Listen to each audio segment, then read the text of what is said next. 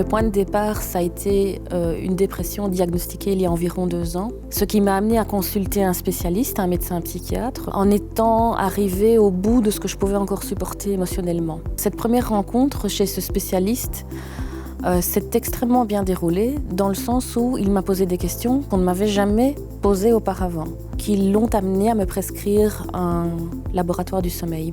À partir du moment où on a trouvé que je souffrais d'apnée obstructive du sommeil, pour moi, ça a été un véritable soulagement et le début d'un véritable processus de guérison. Je suis retournée voir mon psychiatre et j'ai été redirigée sur ses conseils vers l'équipe de la Sleep Clinic. Pascale Doucet, la logopède, a été véritablement la première personne qui m'a expliqué le fond du problème et pourquoi je souffrais d'apnée obstructive du sommeil. Elle m'a invitée à commencer à pratiquer de la thérapie myofonctionnelle et à remuscler toute la sphère orofaciale via des exercices bien particuliers et à repositionner la langue.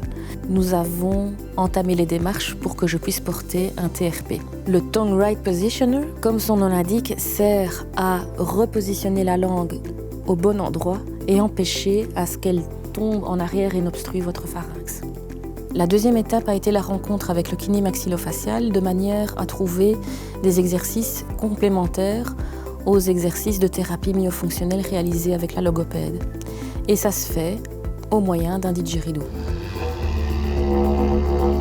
Je suis aujourd'hui convaincue que l'utilisation du TRP associée à la thérapie myofonctionnelle, les exercices de logopédie, les exercices avec le didgeridoo m'ont véritablement aidé à aller mieux. Les résultats sont là.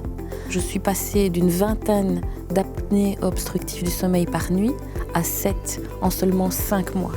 C'est tout à fait spectaculaire. Je suis passée du sentiment de m'être complètement perdue au sentiment de redevenir moi-même, de retrouver mon véritable moi, de retrouver le contrôle sur mes émotions et de retrouver le contrôle sur ma vie, tout simplement.